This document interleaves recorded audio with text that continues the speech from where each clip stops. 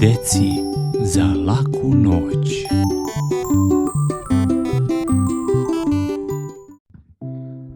Tri praseta. Nekada davno u šumi zelenoj živela su tri praseta.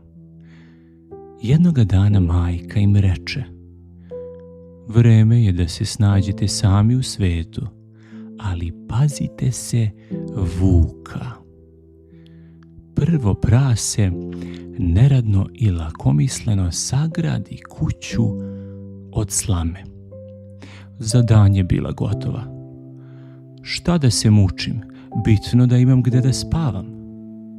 Drugo prase malo marljivije napravi kuću od granja. Ovo je bolje od slame, a i brzo se gradi. A treće prase mudro i vredno podiže kuću od cigle. Radilo je danima dok se braća smejala.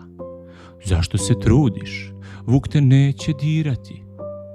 Ali jednoga dana vuk dođe gladan.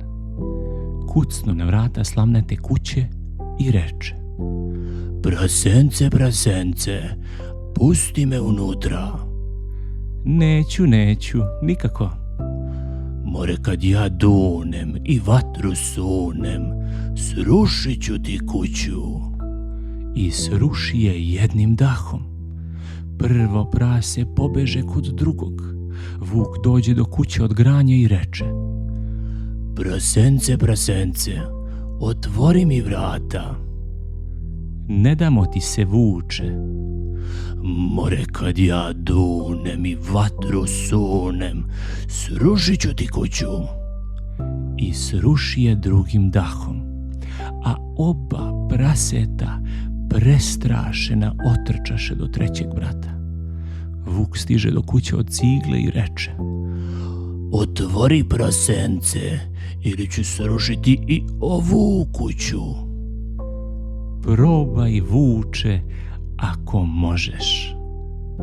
More, kad ja dunem i vatru sunem, srušit ću ti kuću. Vuk duva iz sve snage, ali kuća stoji.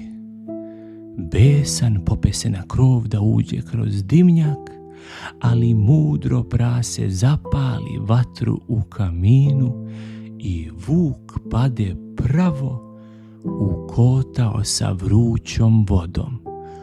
Au, au!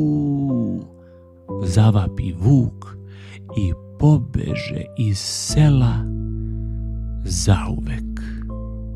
Od tog dana sva tri praseta živela su srećno u sigurnoj kući od cigle, naučivši važnu lekciju: pamet i marljivost uvek pobeđuju.